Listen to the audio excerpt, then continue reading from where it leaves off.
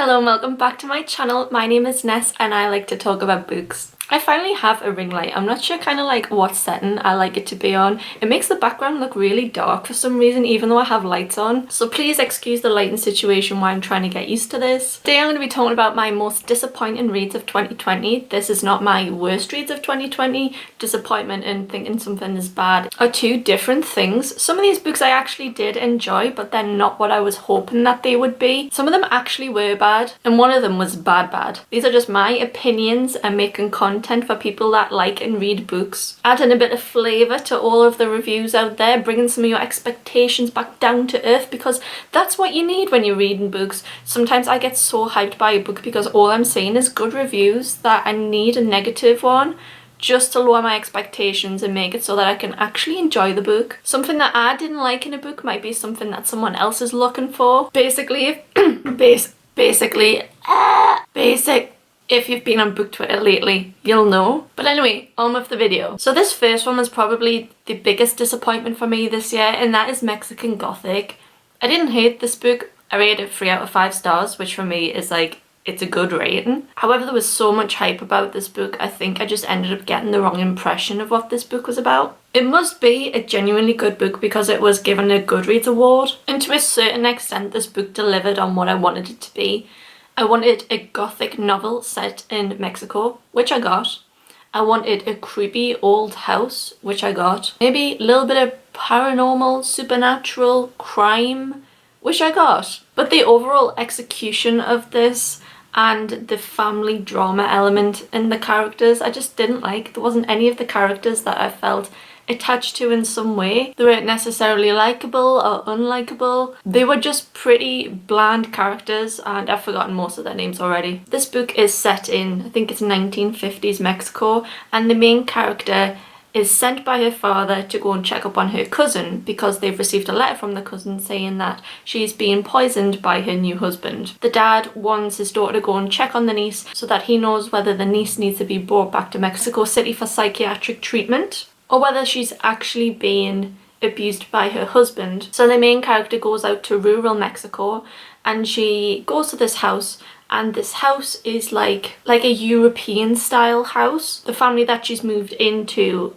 I think they're British descent, and they moved to Mexico to like mine and to take advantage of like slave labor. So they are like old money, but their fortunes are long in the past, and the house is derelict and it's dusty. It's got mushrooms growing out of the walls, it's moldy, and the main character is living there while trying to establish what is wrong with her cousin. And that is like an okay description for a plot. I think that sounds like a good novel in itself. It's the reveal and the like last third of the book that I just couldn't get away with, and I'm open for some really weird in a book, but personally the reveal, the supernatural element, whatever unfolded in the last quarter just wasn't for me. So I was disappointed in this book because of the way the plot went and how unmemorable it was for all of the hype that it was getting. At parts of it I did consider just putting this book down and not picking it back up because there was no incentive to pick it back up for me because I was bored while I was reading it.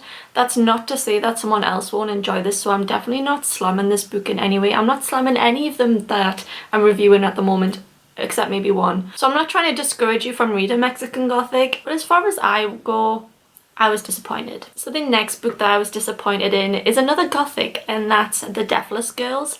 This is a YA retelling of the Brides of Dracula story, I think. See, it was so like unmemorable that I just don't even know. I was really looking forward to this because I hadn't read anything that was of this type, which was a sapphic novel, and that's kind of what I've been trying to do in 2020, is read more sapphic novels of different genres other than contemporary romance. So when I first heard of this book and I saw the gorgeous cover and I had this beautiful edition with sprayed edges that was like this deep burgundy red, and I genuinely thought, wow, I really hope that I'm blown away by this book because it's so beautiful, and I hope the story inside matches how beautiful this is, and it just didn't. It had so many things that should have ticked its boxes for me. It had a Romany gypsy main character, which I'm trying to find more of in a book because my nana is of Romany gypsy descent. Sapphic, Gothic, twin sisters, vampires. It should have ticked a lot of boxes for me, but this book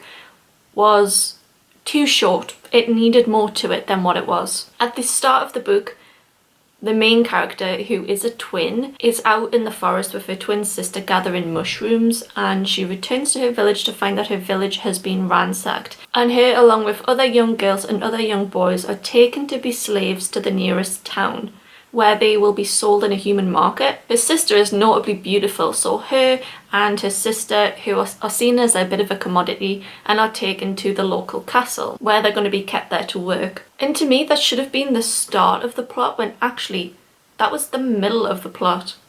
They go from there to somewhere else, and then the book just ends. And I was just left sat there like, what actually happened in this book? Where was the build-up of suspense? Where was the action? Where was the slow burning longing for love? Like, if this was sold as a short story, it would make more sense, but the fact that I was expecting a novel with a novel-sized detail and plot and world building, character development, it would have been great for me, but there just wasn't enough in this novel for me. I wanted to love it so bad. I wanted this to be one of my favourite novels of this year, and it just wasn't. I know a lot of people are going to love this because they're just going to look for this fun sapphic read, but it just wasn't that for me. I couldn't even tell you what the main character was called, and I read it like 3 months ago. The romance in this book was honestly unnecessary because it just didn't have enough time to develop at all. I would read more things by this author. This was her debut novel, so maybe this is just her finding her feet. So I am hoping that she continues to put out books like this, because I will buy them and give them another go, because I feel like this author has so much potential. I love where her mind is.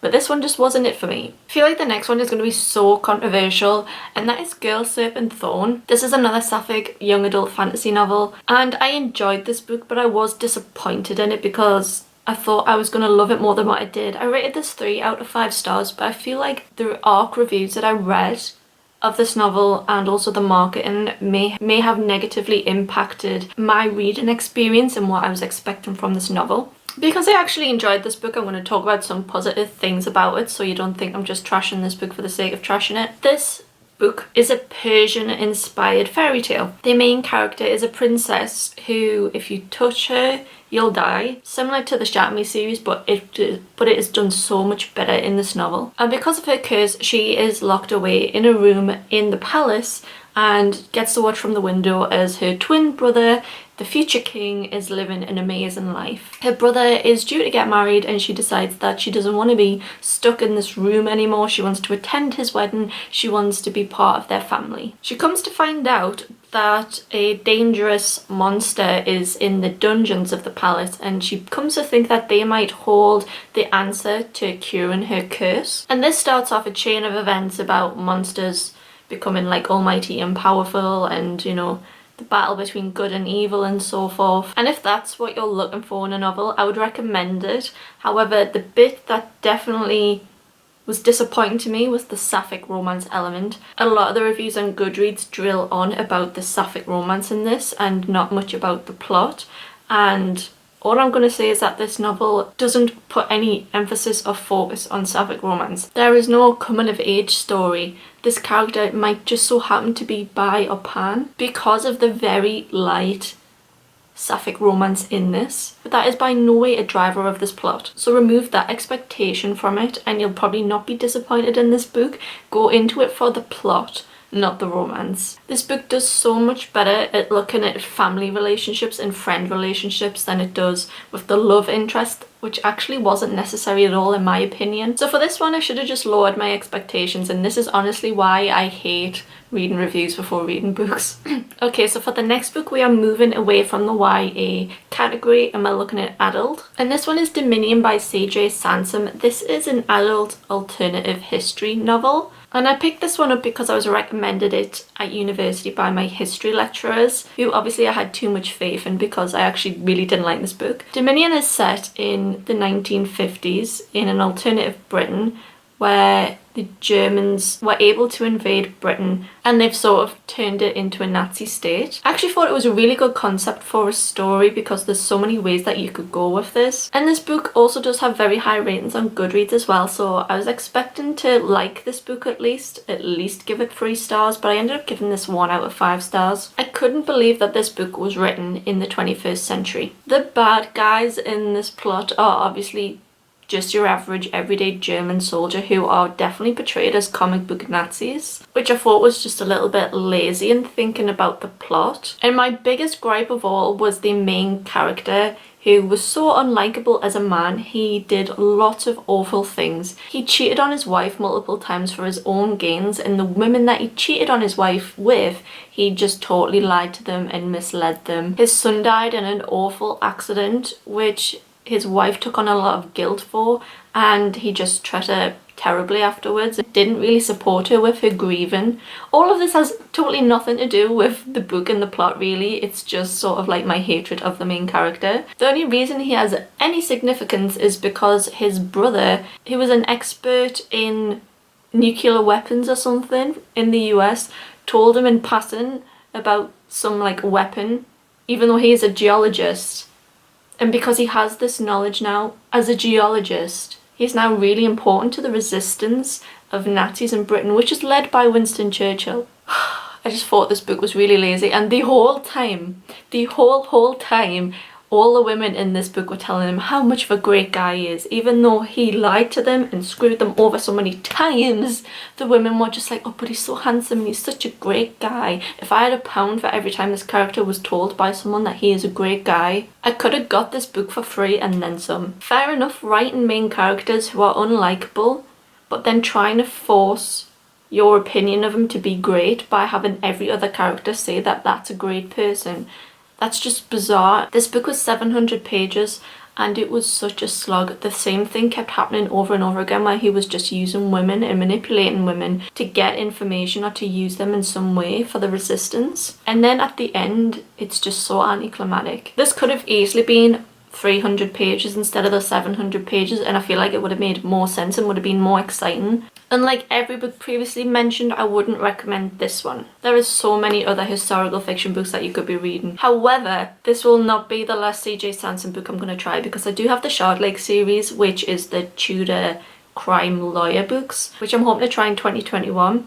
So that's not to say that I don't like what this author's putting out. I'm willing to give his other works a go. So next up is the book that I actually didn't like. I know I just said like the last one was the bad book, but I genuinely think this is the bad book. The last book I'm sure has an audience of people that will love it, but September Girls was just God,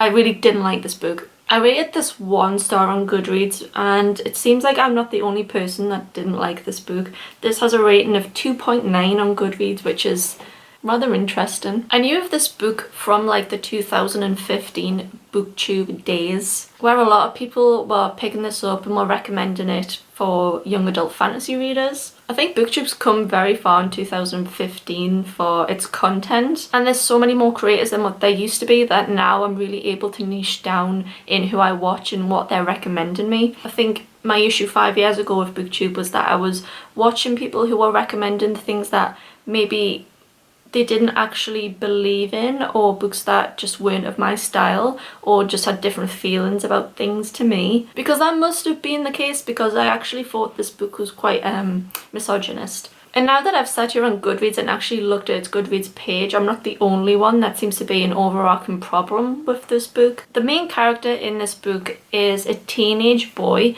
and him and his brother and his dad moved to this island. It's either an island or a coastal town to get away from the mother. I think it's sort of like insinuated that the mother is like a horrible person, so they moved to this place together. Either that or she's gone missing. I can't remember. And once they are there, they realise that this place is populated purely with like young, beautiful and sexy females. And all of these young, beautiful, sexy females want to like get with the main character and his brother, and there's some choice words used to describe females in this book. The SLUT word, which I absolutely love, is in this quite a lot. So is the B word. And if that's how we are describing women in the 21st century, dear Lord. So this book consists of purely that. The main character and the brother, like, experiencing wanting to be wanted by girls and like hooking up with girls and choosing which girl they want to hook up with. And then there's like a fantasy twist at the end which just made no sense. Like I've said previously, I know you can write main characters that are awful in themselves, but you've made every male character in this novel like that to have them attitudes towards women, but then you've made a negative portrayal of the mother character, and then the young females are just like described as being that. So yeah, I thought this was misogynist, whether intentionally or unintentionally. So I was disappointed in this book because I was prepared to just read an average book, but then it just sort of went bang, and it just made me mad. So yeah, wouldn't recommend.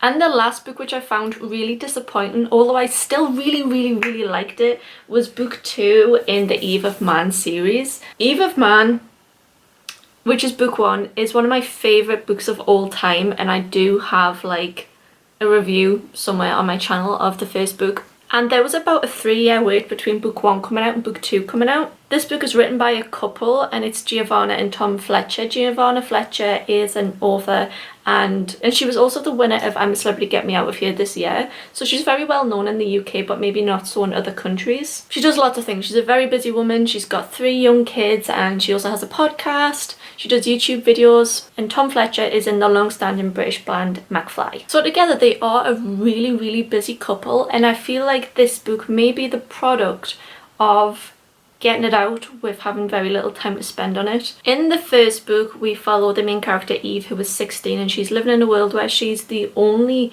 woman of reproductive age. There's like a 50-year drought where women aren't born. So when she comes along, she's protected at the top of a tower, and she's sort of seen as the saviour of humanity because she's the only person that can prolong humanity at this point. She's looked after by older women who are the remnants of females, and who are also in charge of finding her a mate, which she doesn't particularly agree with. And we come to find out that her perception of the world is a lot different to what the world is actually like. She's lied to, she's manipulated. It's sort of like a Rapunzel story, but it's absolutely fantastic. Luckily, everyone who's taken up my recommendation of this book has really enjoyed it as well. So I'm a huge fan of the series. Huge fan.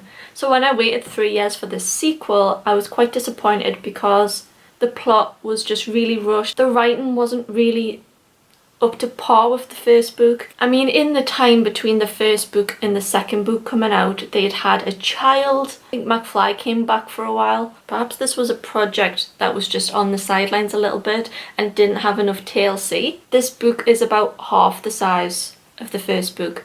And although I still really enjoyed it, I loved it in fact, I still love Eve and Bran and the story and everything about it. I just wish this one was of the same quality as the first one. This is a trilogy, so maybe this book is just suffering from second book syndrome. But I'm still really looking forward to the finale. I think the finale is going to be epic. Just please, the Fletchers, can the final book just be at least equal to the length of the first one or a bit more? It was a filler book. And that's it for my disappointed reads. I read 80 books, so this represents a tiny proportion of the books that I've read and enjoyed this year. I think my best books video of 2020 is going to be so long because I'm going to be talking about at least 15 to 20 of them. I've definitely rated more books 5 stars this year than what I ever had before, which is great. And like in the case of The Evolution, I wouldn't say this was a bad book. I think really I've only read 2 that I haven't liked. So I'll take that as a win for this year. But that's it from me today. I will have more end of year content up. This is my favourite type of content to create. Thank you for subscribing to me over the past couple of weeks. I've definitely had a little boom in subscribers, so hello to everyone who's new. Please introduce yourself. I like to talk to everyone in the comments, and I will see you in the next video. Bye guys!